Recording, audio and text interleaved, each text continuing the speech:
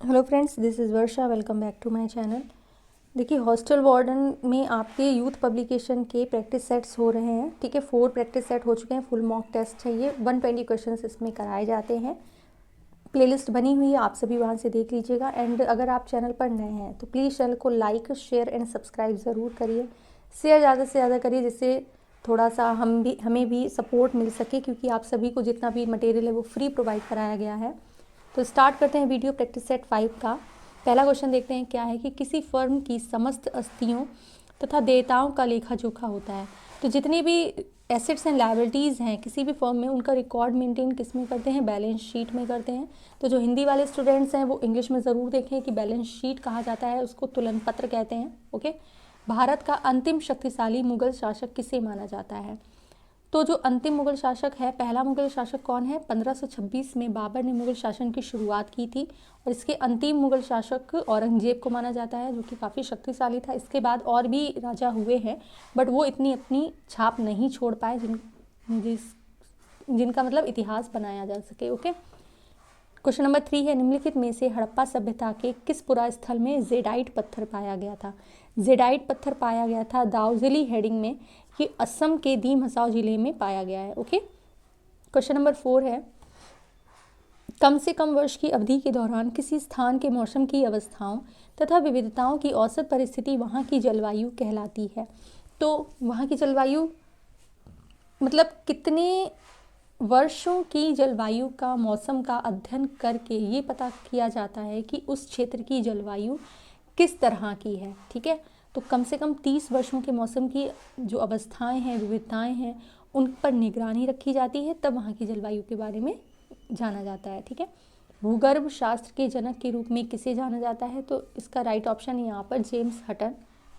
Next है question number 6, कौन सा अनुच्छेद संविधान में संशोधन करने के लिए संसद की शक्ति तथा इसके लिए प्रक्रिया से संबंधित है?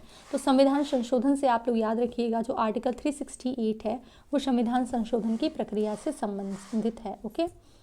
नेक्स्ट है क्वेश्चन नंबर 7, उस विकल्प की पहचान करें जो प्रोकैरियोटिक कोशिका का वर्णन नहीं करता है। ठीक है, तो शुक्राणु जो है वो प्रोकैरियोटिक कोशिकाओं का वर्णन नहीं करते हैं। जिप्सम का रासायनिक सूत्र तो CaSO4 2H2O है। क्वेश्चन नंबर 9 है, निम्नलिखित में से कौन सा लोक नृत्य मुख्य रूप से भारतीय राज्य बिहार में किया गया है? तो विदेशिया मुख्य नृत्य जो है वो बिहार में किया जाता है। घूमर और कालबेलिया ये राजस्थान के नृत्य है। ओके। क्वेश्चन नंबर 10 है, बांग्ला त्यौहार निम्नलिखित में से किस जनजाति के द्वारा मनाया जाता है?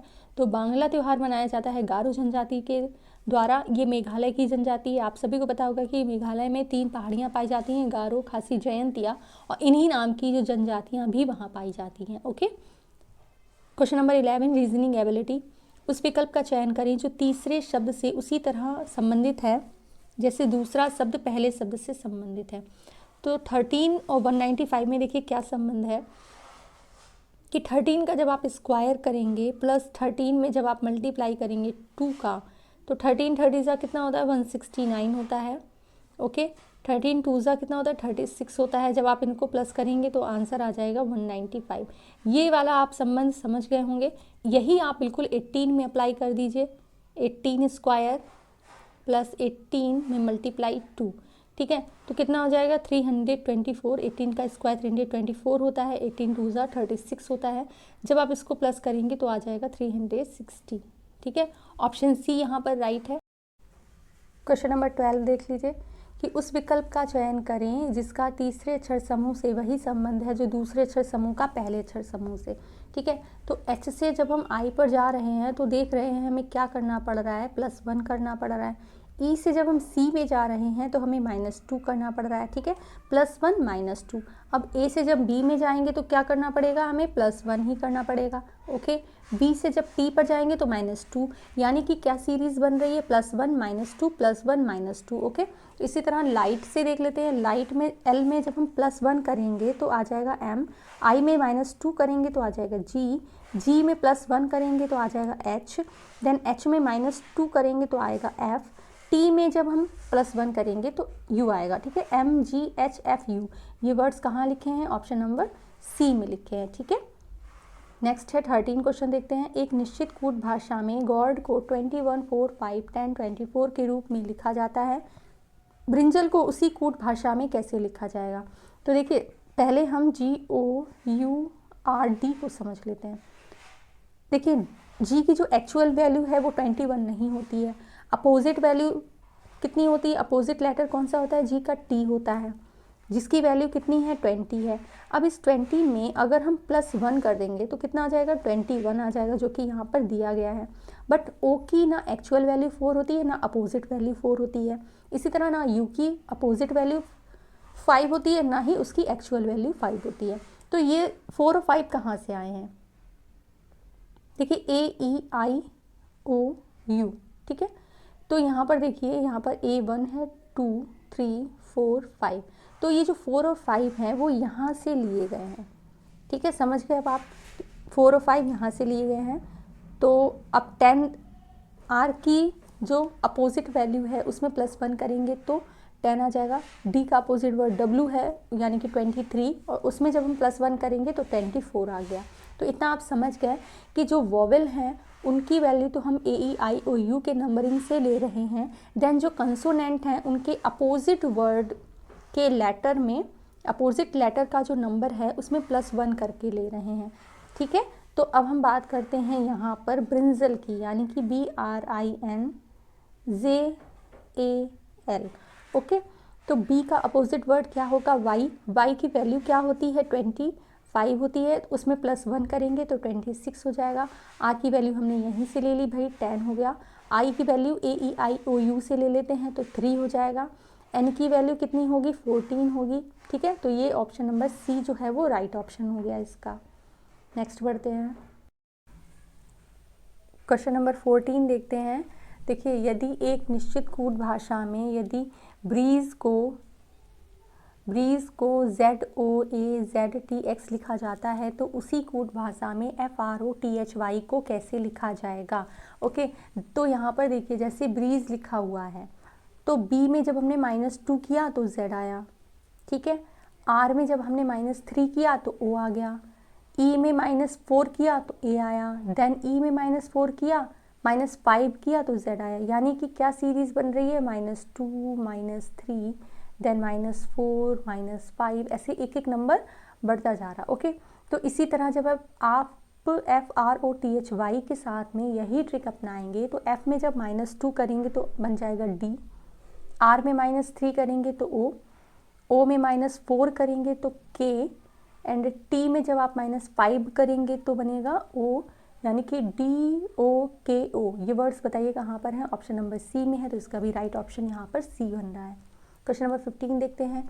4 अक्षर समूह दिए गए हैं जिनमें से 3 किसी प्रकार असंगत हैं, 3 किसी प्रकार संगत हैं और 1 असंगत है। उस असंगत अक्षर समूह का चयन करना है। तो यहाँ पर देखिए 4 ऑप्शन है। सभी में जब N से K में जा रहे हैं तो हम कर रहे हैं -3, ठीक है। K से जब H में जा रहे हैं तो कर रहे हैं -3, H से जब E में जा रहे हैं तो कर रहे हैं -3, यानी कि जो सीरीज़ बन रही है हमारी वो -3 की बन रही है, ठीक है। तो नेक्स्ट देख लेते हैं जो SPMZJG है। इसमें भी जब S से P में जाएंगे तो हम क्या करेंगे? -3 करेंगे। P से M में जाएंगे तो -3 करेंगे। M से J में जाएंगे तो -3 करेंगे, ठीक है। इसी तरह -3 ही करते जा रहे हैं। अब हम C को देखते हैं। C में देखिए क्या है? F से जब आप H में जा रहे हैं तो क्या कर रहे हैं? +2 किया। H से जब L में गए तो +4 किया, यानी कि ये तो -3 नहीं बन रहा। नेक्स्ट भी देख लेते हैं, यही थोड़ा संगत लग रहा है, फिर भी हम नेक्स्ट देख लेते हैं। Option D UROLI। तो जब U से आप R में जाएंगे तो क्या करेंगे? -3 करेंगे। R से जब O में जाएंगे तो -3 करेंगे, यानी कि इन चारों में ही जो असंगत है वो है ऑप्शन C, ठीक है। उस संख्या का चयन करें जो निम्नलिखित श्रेणी में प्रश्न चिन्ह के स्थान पर आएगी, तो वो संख्या है 149। देखिए 120 क्वेश्चंस हैं तो जितना जल्दी हो सकेगा वैसे ही इसको करेंगे। निम्नलिखित श्रृंखला में प्रश्न चिन्ह के स्थान पर आने वाले अक्षर का चयन करें, तो LMOKRIU। ओके, तो यहाँ पर ये देखने वाली बात है कि जब हम L से M में जा रहे हैं तो सेम ही है, M से O में जा रहे हैं तो थोड़ा सा अलग है। यहाँ पर देख लेते हैं देखिए एल से जब ऊपर आप गए तो आपने क्या किया, +3 किया। ओके, ओ से आर में गए तो भी +3 किया। ठीक है भाई, मतलब कि जो एक छोड़कर +3 करते जा रहे हैं। अब जो वर्ड्स रह गए हैं उनको देख लेते हैं। एम से जब आप के में जाते हैं तो क्या कर रहे हैं, -2। ठीक है, एंड के से जब हम जे में गए तो भी -2 किया। अब जे से जब -2 करेंगे तो कौन सा वर्ड आएगा, तब आएगा जी। ठीक है, तो समझ गए होंगे आप। नेक्स्ट है 18, उस आकृति का चयन करें जो कि आकृति श्रृंखला में अगले स्थान पर आएगी। तो इसका राइट ऑप्शन है बी। नेक्स्ट बढ़ते हैं। नीचे दिए गए पैटर्न का ध्यानपूर्वक अध्ययन करें और उस संख्या का चयन करिए जो प्रश्न चिन्ह के स्थान पर आएगी। तो हम इनको पहले देख लेते हैं कि जब हमने 8 और 4 का मल्टीप्लिकेशन किया, 8 4 का कितना होता है, 32 होता है। एंड 32 में जब हम ये वाला -3 करेंगे तो आपकी डिजिट आ जाएंगी 29। ओके, इसी तरह 11 और 7 में जब हम मल्टीप्लाई करेंगे इन दोनों का, 11 7 ज़ा 77, 77 में जब आप 6 माइनस करेंगे तो आ जाएगा 71। ठीक है, तो आपकी सीरीज़ यहाँ पर क्या बनी है कि 14 में हम किसी भी एक लेटर को माइनस करेंगे, मल्टीप्लिकेशन करेंगे, देन माइनस कर देंगे 3। ठीक है, तब आपका यहाँ पर बनेगा 67। अब ये 3 अगर उठकर इधर आ जाएगा तो ये हो जाएगा 14x is equal to 70। Okay, x is equal to कितना आ गया, x की वैल्यू आपको पता करनी है, x इज इक्वल टू आ गया 5। तो आपका आंसर कितना है यहाँ पर, 5 हो जाता है। अब देखते हैं क्वेश्चन नंबर 20। रेहाना अपने घर से 6 किलोमीटर पश्चिम में ड्राइव करती है। तो रेहाना अपने घर से 6 किलोमीटर पश्चिम में गई। ठीक है, 6 km, और बाएं मुड़ती है, 3 किलोमीटर ड्राइव करती है। अब ये बाएं मुड़ी और इसने कितना 3 km ड्राइव किया, और फिर बाएं मुड़ जाती है और 10 km ड्राइव करती है। तो ये भाई 10 km जब इसने ड्राइव किया तो ये 6 km तो यही वाले हो गए। ठीक है, देन 4 km यहाँ पर हो गया, तभी तो भाई 6 और 4 10 हो गया मिलकर। रेहाना के घर और कार्यालय के बीच सबसे कम दूरी कितनी है, तो दूरी तो यही है। ये वाली दूरी कितनी है, 3 km है। ठीक है, अब ये वाली दूरी पूछी है कि ये दूरी कितनी है, ये जो यहाँ पर लाइन आ रही है ये कितनी दूरी है। तो आपको एक फॉर्मूला आपने पढ़ा होगा कि 3 और 4, ठीक है, वो लाल बटे कक्का लम बटे कर्ण, इस तरह वाला जो आपने फॉर्मूला पढ़ा होगा। तो इसमें क्या करते हैं, ये वैल्यू और इस वैल्यू का स्क्वायर करके रूट कर देते हैं। ठीक है, तो 3 स्क्वायर प्लस 4 स्क्वायर का रूट करेंगे, दोनों का ही रूट है। यहाँ पर ये 3 बना हुआ है, तो 3 3 ज़ा कितना होता है, 9 होता है। 4 4 ज़ा कितना होता है, 16 होता है। ओके, तो इन दोनों का रूट कर देंगे। 9 और 16 कितना होता है, 25 होता है। और ये तो बहुत ईजी हो गया भाई, 25 का रूट कितना होता है, आप सभी को पता है कि 5। ठीक है, क्योंकि जिसको रूट नहीं निकालना आता वो ये समझ ले जैसे 25 है, तो 25 को हम यहाँ पे 5 और 5 लिख सकते हैं। जब किसी भी रूट में ये 2 नंबर्स आते हैं तो इसमें से एक नंबर बाहर आ जाता है। ठीक है, और आपका रूट खत्म हो जाता है। ओके, तो 20 क्वेश्चंस आपके ये यहाँ पर हो गए हैं। नेक्स्ट 21 देखते हैं कि प्रियांक अक्षय का भाई है। तो प्रियांक जो है वो अक्षय का भाई है।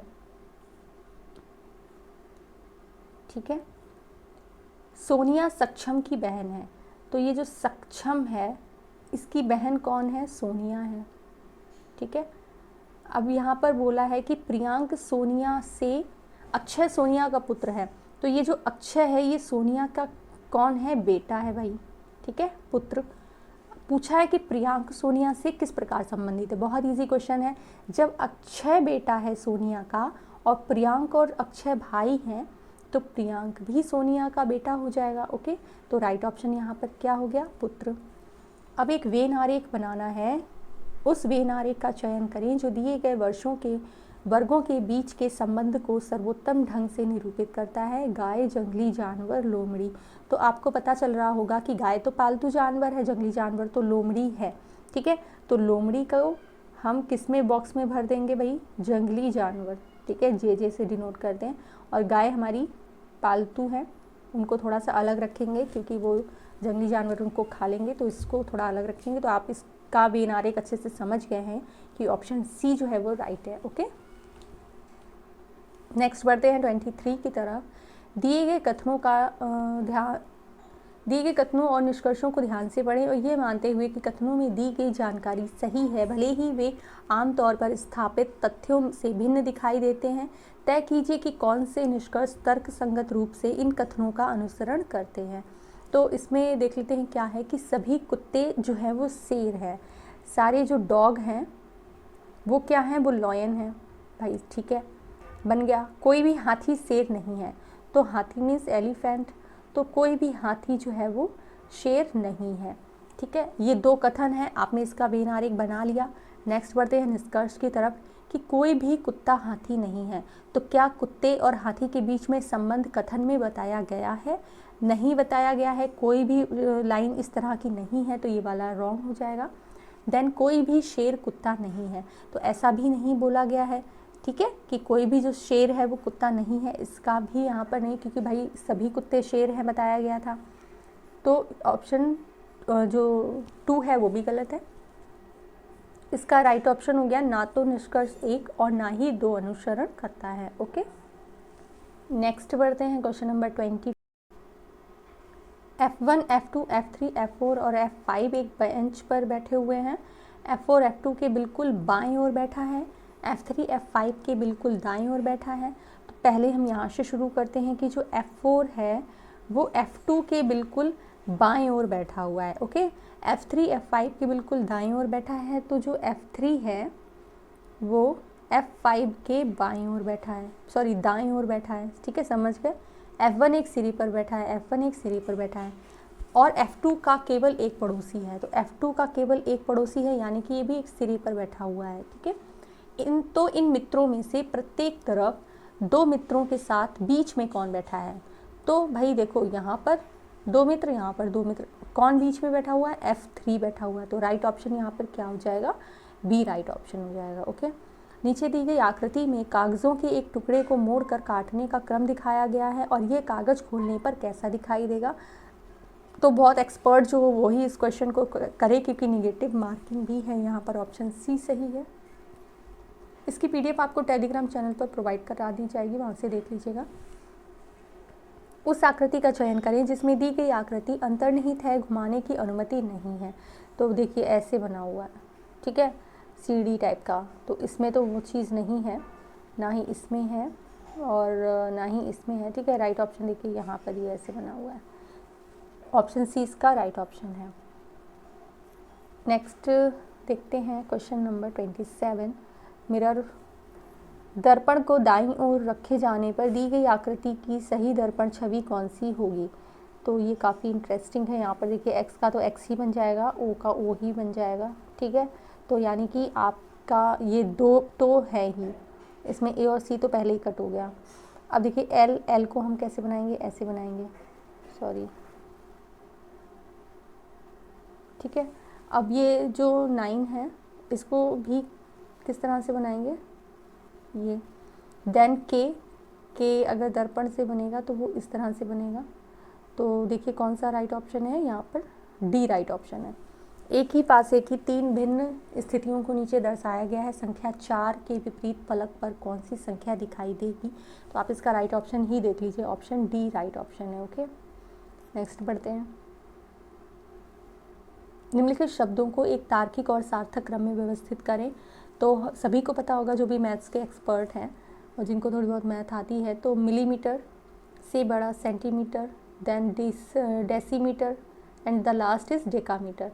तो मिलीमीटर नंबर 1, फिर सेंटीमीटर नंबर 4, तो ऑप्शन बी ही एक ऐसा है जिसमें 1 के बाद में 4 आ रहा है, ठीक है। निम्नलिखित शब्दों को तार्किक और अर्थपूर्ण क्रम में व्यवस्थित कीजिए। भूख, रोना, स्तनपान, बच्चा, नींद, माँ, ठीक है। तो भाई बच्चा है जो सबसे पहले, उसको भूख लगेगी, भूख लगने के बाद बच्चा रोएगा, यानी कि 4 देन 1 देन 2। जब बच्चा रोएगा तो क्या होगा? माँ आएंगी, 4 1 2 6। तो इसमें देख लीजिए 4 1 2 6 कहाँ पर है? सी में ही है, ठीक है। तो यहाँ पर ऑप्शन सी राइट है। नेक्स्ट बढ़ते हैं पार्ट 3 यानी कि नॉलेज ऑफ ICT की तरफ। ऑटोमेटिकल प्रोग्रामेबल टूल APT का विकास किसने किया? इसकी फुल फॉर्म याद कर लीजिएगा। इसका विकास किया है डगलस टी रॉस ने, ऑप्शन डी यहाँ पर राइट है। ये एक हाई लेवल प्रोग्रामिंग लैंग्वेज होती है APT। ओके, ATM का विस्तारित रूप यानी कि फुल फॉर्म बतानी है, ये तो सभी को पता होगी क्या होती है, automated teller machine. Option C is the right option. Next है question number 33, remote sensing technology के संदर्भ में LIDAR का पूर्ण रूप क्या है? तो इसकी फुल फॉर्म है लाइट डिटेक्शन एंड रेजिंग। 34 है, माइक्रोसॉफ्ट एक्सेल को भी कहा जाता है, क्या कहा जाता है उसको? स्प्रेडशीट बोला जाता है। ओके। डोमेन नामों में AU अभिव्यक्ति का अर्थ क्या है? मतलब .AU का मतलब क्या होता है? एंटीगुआ, अफ्रीकी संघ, ऑस्ट्रिया या ऑस्ट्रेलिया। इसका राइट ऑप्शन है डी, ऑस्ट्रेलिया की आगे AU लगाया जाता है, जैसे कि .in का मतलब हो जाता है इंडिया। ओके। नेक्स्ट है 36, प्रकाशिक ऑप्टिकल फाइबर में सिग्नल कैसे प्रेषित होता है? जो ऑप्टिकल फाइबर्स होती हैं उसमें किस तरह से सिग्नल एक दूसरे की तरफ जाता है? सीधी रेखा पथ में, घुमावदार पथ में, संपूर्ण आंतरिक परावर्तन के कारण या अपवर्तन के कारण। जितने भी ऑप्टिकल फाइबर्स होते हैं उनमें जो सिग्नल है वो संपूर्ण आंतरिक परावर्तन के कारण प्रेषित होता है। ओके। 37 देखते हैं कि HTTP व्यंजक जो कि सामान्य वेब पतों में पाया जाता है उसमें P का उपयोग किस शब्द के लिए किया जाएगा? तो आप सभी को फुल फॉर्म इसकी पता होनी चाहिए, क्या होती है? Hyper text transfer protocol. तो प्रोटोकॉल, P मीन्स क्या है यहाँ पर? प्रोटोकॉल है। 38, किसी प्रोग्राम को बनाते समय निर्देशों का समूह जो एक कंप्यूटर द्वारा निष्पादित होता है क्या कहलाता है? तो प्रोग्राम में क्या होता है? कोडिंग होती है। ठीक है, ऑप्शन बी इसका राइट ऑप्शन है। नेक्स्ट है 39, कंप्यूटर वायरस द्वारा स्वयं की पुनरावृत्ति के लिए किसी युक्ति का प्रयोग किया जाता है। तो स्वयं की पुनरावृत्ति यानी कि जो वायरस होता है वो अपने आप ही दोबारा डेवलप हो जाता है, डुप्लीकेट बना लेता है, उसको क्या बोलते हैं? कौन सा वायरस होता है? स्पॉन। ऑप्शन सी सही है। डेटाबेस में जानकारी को पुनः प्राप्त और कभी कभी डेटाबेस में सुधार करने के लिए किस भाषा का उपयोग किया जाता है? पुनः प्राप्त करना, अगर कोई कमी है, कोई क्वेरी है उसके बारे में जानना। ठीक है, कि जितना ये जो डेटाबेस होता है ये RDBMS डेटा को मैनेज करता है और उसमें चेंजेस भी करता है। ठीक है, ये क्वेरी लैंग्वेज है। नेक्स्ट है 41, एक डेटाबेस से डेटा प्राप्त करने के लिए निम्नलिखित में से किस लैंग्वेज का उपयोग करते हैं? तो वह है SQL। ठीक है, कंप्यूटर के किस यूनिट को कंप्यूटर का मस्तिष्क माना जाता है? तो वो CPU होता है, उसको ब्रेन ऑफ द कंप्यूटर बोलते हैं। निम्नलिखित में से कौन सा पोर्टेबल तथा ढोने में आसान है? कौन सा जो कंप्यूटर है वो बहुत ही ज़्यादा पोर्टेबल है? आप सभी को पता होगा लैपटॉप है, क्योंकि सुपर कंप्यूटर तो आप सभी जानते हैं कितना बड़ा होता है और साइंटिफिक यूज़ के लिए उसका यूज़ किया जाता है। नेक्स्ट है 44, निम्नलिखित में से 1 किलोबाइट के तुल्य क्या होता है? तो 1024 बाइट्स। पाइथन क्या है बताइए? हाई लेवल लैंग्वेज है, याद रखिएगा ये सारी चीज़ें। ठीक है, माइक्रोसॉफ्ट वर्ड 2013 में प्रिंट प्रीव्यू के लिए शॉर्टकट कुंजी क्या है? कंट्रोल F2 है। निम्नलिखित में से कौन एक इंटरनल स्टोरेज डिवाइस है? इंटरनल स्टोरेज डिवाइस है हार्ड डिस्क, क्योंकि पेन ड्राइव, कॉम्पैक्ट डिस्क और डिजिटल वर्सटाइल डिस्क यानी DVD ये सारी आपकी सेकेंडरी स्टोरेज डिवाइसेस के अंतर्गत आती हैं। MS एक्सेल 2016 में निम्नलिखित फॉर्मूला का क्या परिणाम आता है? तो फॉर्मूला है = min 10 20 30 40 50। तो मिन का मतलब क्या हो गया? मिनिमम। ठीक है, यानी कि आपको ये जो नंबर्स दिए गए हैं उनकी मिनिमम वैल्यू बतानी है। तो मिनिमम वैल्यू इनमें से कौन सी है? 10 है। ठीक है, 10 है। नेक्स्ट है 49,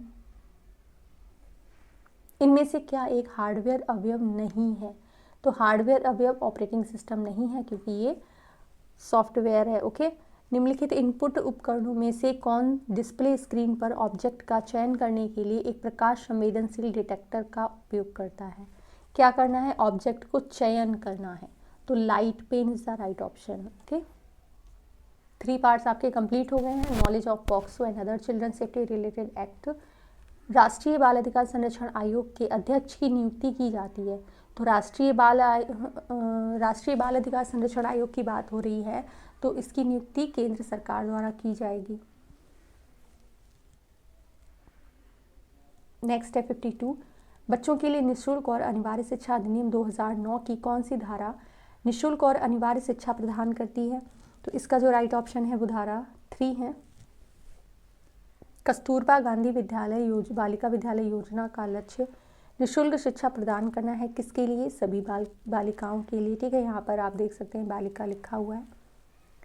54 की बात हो रही है। उत्तर प्रदेश में शहरी सबरी संकल्प अभियान चलाया गया था, तो किसके लिए चलाया गया था? गरीबी हटाओ, कुपोषण मिटाओ, बेरोजगारी मिटाओ, निरक्षरता मिटाओ। तो इसका जो राइट ऑप्शन है वो है कुपोषण मिटाओ। ठीक है, वर्तमान में शिशु मृत्यु दर कितनी है? 6.7% है। 56 क्वेश्चन है, बालकों के स्वास्थ्य और सुरक्षा से संबंधित नियम बनाने की शक्ति किस में निहित है? तो वो समुचित सरकार में है। ठीक है, अनैतिक व्यापार निवारण अधिनियम 1956 की धारा 2F में क्या परिभाषित है? वेश्यावृत्ति। Option B is the right option. Next है 58, लैंगिक अपराधों से बालकों के संरक्षण अधिनियम 2012 के अंतर्गत किस धारा में बालकों को विधिक व्यवसायी की सहायता लेने का अधिकार दिया गया है? तो ये दिया गया है सेक्शन 40 में। ठीक है, बाल विवाह प्रतिषेध अधिनियम 2006 किस धारा में महिलाओं को जेल की सज़ा में छूट प्रदान करती है? तो ये है सेक्शन 11। ठीक है, उत्तर प्रदेश में लिंगानुपात प्रति 1000 पुरुषों पर कितना है? 941 है। ठीक है, 941। अब आते हैं एडमिनिस्ट्रेटिव एप्टीट्यूड के पार्ट में। छात्रावास मैश में आने वाले खर्च के बिल को मैश अधीक्षक कितने दिनों के अंदर भार साधक अधिकारी के यहाँ जमा कराएगा? तो ये 3 दिनों के अंदर। ठीक है, प्रत्येक सप्ताह के जो अंतिम दिन होते हैं उनमें ही जांच करके उन्हीं दिनों में उसको सबमिट करना होता है, लास्ट 3 डेज। ठीक है, वार्डन और छात्रों के बीच सकारात्मक संबंध कैसे बनाया जा सकता है? जितना संभव हो छात्रों के साथ बातचीत से बचना, सहानुभूति दिखाना और छात्रों के दृष्टिकोण को समझना, छात्रों की चिंताओं और राय को नज़रअंदाज करना, केवल नियम और विनियमों को लागू करने पर ध्यान केंद्रित करना। तो इसका राइट ऑप्शन यहाँ पर बी है। नेक्स्ट है 63, छात्रों को छात्रावास के माहौल में ढलने में मदद करने में वार्डन की क्या भूमिका होती है? शैक्षणिक मामलों पर ध्यान केंद्रित करना और अन्य मुद्दों की अनदेखी करना,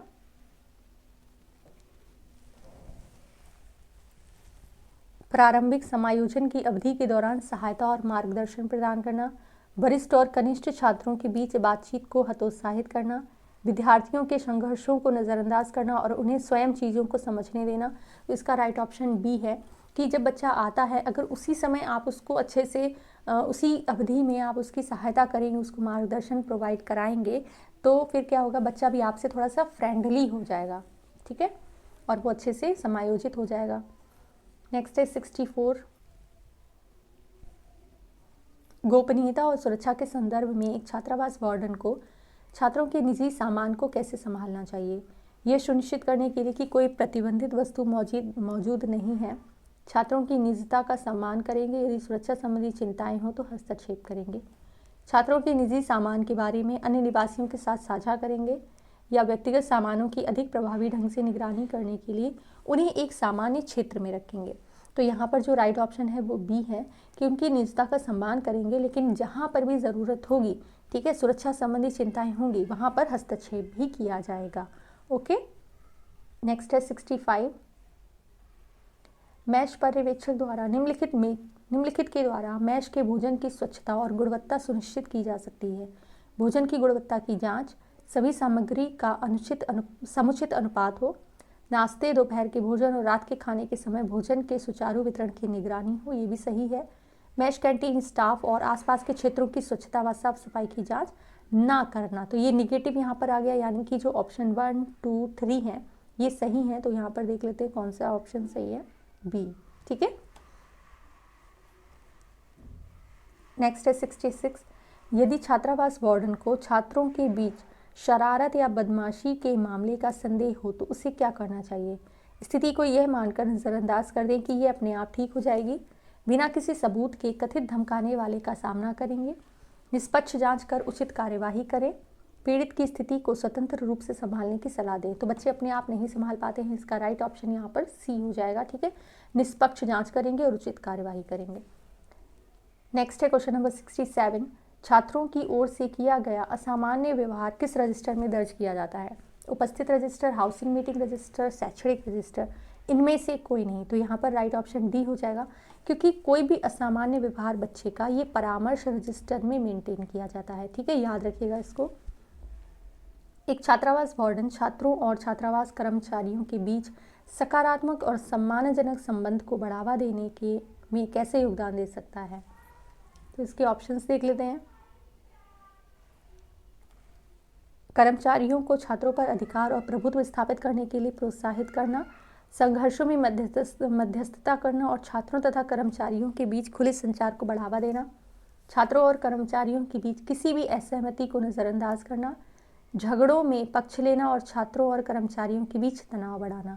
तो इसका राइट ऑप्शन यहाँ पर बी है कि संघर्षों में मध्यस्थता करना और छात्रों तथा कर्मचारियों के बीच में खुले संचार को बढ़ावा देना। वर्तमान में देश भर में कितने EMRS के स्कूल कार्यरत हैं? तो आप सभी को पता होगा कितने हैं, 401। ठीक है, जिनकी वैकेंसी आपको देखने को मिली है। 70 वार्डन को निम्नलिखित में से किस नियम से अच्छी तरह से परिचित होना अनिवार्य है? राष्ट्रीय खेल दिशा निर्देश, छात्रावास भवन निर्माण मानदंड, स्थानीय पंचायत राज कानून, छात्रावास नीतियां और दिशा निर्देश। तो वार्डन क्या होता है? पूरे छात्रावास का हेड होता है, तो उसको उसकी नीतियां और दिशा निर्देश पता होनी चाहिए। ओके। 71 है, वार्डन को छात्रों के लिए कब सुलभ होना चाहिए? दिन के विशिष्ट घंटे, केवल कार्य दिवसों पर, केवल भोजन के समय, या आवश्यकता अनुसार जब भी छात्रों को सहायता की आवश्यकता होगी तब छात्र जो वार्डन है उसको अवेलेबल होना पड़ेगा, चाहे रात हो या दिन हो। ओके। नेक्स्ट है 72, पर्यावरण चेतना को बढ़ावा देने के लिए एक छात्रावास वार्डन की क्या भूमिका होती है? पानी और बिजली जैसे संसाधनों की बर्बादी को प्रोत्साहित करना, छात्रों को पर्यावरण अनुकूल पहलों में भाग लेने से हतोत्साहित करना, जागरूकता अभियान आयोजित करना और संधारणीय प्रथाओं को बढ़ावा देना, पर्यावरण संबंधी चिंताओं को नज़रअंदाज करना और केवल छात्रावास संबंध प्रबंधन पर ध्यान केंद्रित करना। तो इसका जो राइट ऑप्शन है वो सी है कि जागरूकता अभियान आयोजित करेंगे और जितने भी संधारणीय प्रथाएं हैं उनको भी बढ़ावा देंगे। ठीक है, 73 देख लेते हैं। छात्रावास प्रबंधन समिति को कितने अंतराल पर सुरक्षा ऑडिट करना अनिवार्य है? तो प्रत्येक 3 मंथ्स में। ओके। छात्र छात्राओं में पॉक्सो ई बॉक्स NCPCR के बारे में जागरूक करने का दायित्व किसका है? छात्रावास अधीक्षक का। ओके। नेक्स्ट है 75, छात्रावास में कितने छात्रों के लिए एक टॉयलेट का प्रावधान है? ठीक है, कितने छात्रों के लिए एक टॉयलेट होना चाहिए? तो 7 स्टूडेंट, यहाँ पे 7 छात्रों पर एक टॉयलेट होना चाहिए। छात्रावास में कक्षों का आवंटन किसकी सलाह से दिया जाता है? तो ये सीनियर वार्डन की सलाह से दिया जाता है। छात्रावास सलाहकार समिति के कार्यों में शामिल है स्टाफ सदस्यों का पर्यवेक्षण, छात्रावास नियमों और विनियमों से संबंधित नीतिगत मामलों पर सलाह, सुरक्षा संबंधी मामलों पर सलाह, उपयुक्त सभी। तो इसका राइट ऑप्शन यहाँ पर डी हो जाता है। जो छात्रावास सलाहकार समिति है उन सभी मामलों में हस्तक्षेप करती है, उन सभी मामलों की जानकारी उसके पास होनी चाहिए। ठीक है, जो छात्रावास से संबंधित हैं। नेक्स्ट है 78, छात्रावास में आपातकालीन स्थिति के दौरान वार्डन की पहली प्राथमिकता क्या होनी चाहिए?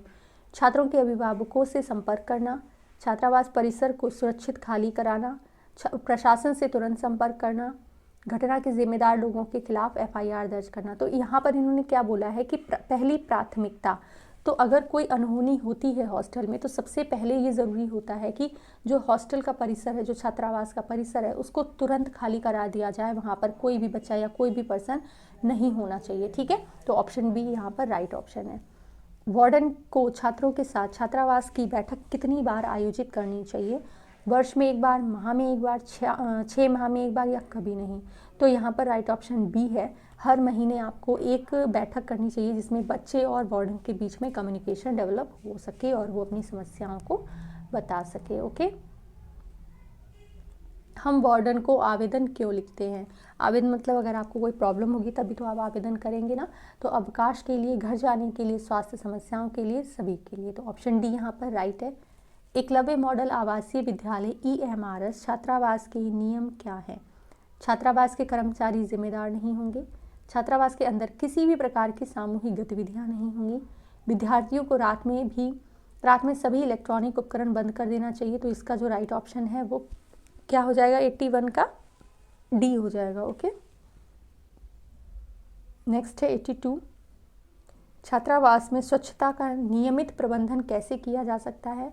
स्वच्छता कर्मियों के वेतन को बढ़ाकर, विद्यार्थियों को स्वच्छता का पाठ पढ़ाकर, छात्रावास में स्वच्छता या जागरूक अभियान चलाकर, छात्रावास अधीक्षक द्वारा नियमित निरीक्षण व मूल्यांकन स्वच्छता करके। तो इसका जो राइट ऑप्शन है वो है ऑप्शन डी कि छात्रावास अधीक्षक द्वारा नियमित निरीक्षण करेंगे तो जो साफ सफाई है वो अच्छे से हो पाएगी। 83 है भोजन व पेय पदार्थों जैसे उपभोग्य सामग्रियों के लिए किस विधि का उपयोग किया जाता है? तो वो है फीफो विधि, यानी कि first in first out. Okay, पहले आओ पहले पाओ। किसी छात्रावास के संपूर्ण प्रबंधन का उत्तरदायित्व तो किसी सक्षम प्राधिकारी की होती है? तो मुख्य वार्डन की होती है। वार्डन की नियुक्ति कितने समय के लिए की जाती है? देखिए ये थोड़ा सा वैसा क्वेश्चन है कि हर बुक में, हर सेट में आपको इसकी जो लिमिट है, जो नियुक्ति है वो अलग अलग होगी। किसी में 2 साल है, किसी में 3 साल है, बट ये एक गवर्नमेंट जॉब है। अगर आप सिलेक्ट होते हैं तो आप कंटिन्यू तब तक रहेंगे जब तक सर्विस आपकी है, ठीक है। लेकिन यहाँ पर जो राइट ऑप्शन दिया गया है वो 2 ईयर है। ये हम यूथ पब्लिकेशन की बुक के अकॉर्डिंग आपको बता रहे हैं। ओके, नेक्स्ट है छात्रावास में उपयोग की जाने वाली सभी उपभोग्य सामग्रियों और वस्तुओं की एक व्यापक सूची बनाए रखने के लिए कौन जिम्मेदार होता है? तो वो कौन होता है? छात्रावास अधीक्षक, ठीक है। एकलव्य मॉडल स्कूल में हाउस सिस्टम कितने स्तरीय होते हैं? 2 स्तरीय होते हैं। निम्नलिखित अनुचित रखरखाव अनुसूचित रखरखाव है। ट्रैक की सफाई, मशीन की ओवरहॉलिंग, इमारत की सफेदी या उपर्युक्त सभी। तो यहाँ पर ऑप्शन डी राइट ऑप्शन है। नेक्स्ट पढ़ते हैं 89। छात्रावास वार्डन को अपने परिसर में स्वच्छता किन उपायों को प्रोत्साहित करना चाहिए? स्वच्छता के लिए रखरखाव कार्यक्रम रखें, हर 6 माह में कम से कम 1 बार स्प्रिंग क्लीनिंग करें। तो ये दोनों ही सही हैं। शौचालयों, रसोई घरों का दैनिक कीटाणुनाशक करें, परिसर में गंदगी फैलाने और थूकने वालों पर कार्यवाही करें। तो ये जो चारों ही हैं ये सभी सही हैं। तो यहाँ पर ऑप्शन डी राइट है। नेक्स्ट है 90। अगर 2 छात्र आपस में मारपीट करते हैं तो आप क्या करेंगे? छात्रों का निलंबन, क्या आप छात्रों की समस्याओं का समाधान करेंगे, क्लर्क से शिकायत, उपयुक्त में से कोई नहीं। तो यहाँ पर ऑप्शन बी सही है। अगर ऐसा कुछ होता है तो छात्रों की जो भी समस्या होगी उसका समाधान करेंगे, ठीक है। पार्ट 6 है लैंग्वेज कॉम्पिटेंसी टेस्ट। अंजर पंजर ढीले करना यानी कि बुरी तरह मारना, ठीक है। बहुत ज़्यादा बुरी तरह पिटाई हो जाती है तो यही कहते हैं ना कि हमारे अंजर पंजर ढीले हो गए। नेक्स्ट है 3 बेड़ियाँ मिलती हैं जहाँ यह किस समास का उदाहरण है? तो 3 बेड़ियाँ मिलती हैं जहाँ ये त्रिवेणी के लिए कहा जाता है, यानी कि बहुव्रीहि समास, ठीक है। पावन शब्द का संधि विच्छेद बताना है। पावन यहाँ पर आव आ रहा है, ये अयादि संधि का उदाहरण है। इसका जो संधि विच्छेद है वो पौ धन अन है। ओके, अगर पो और वन ये कोई नहीं है यहाँ पर।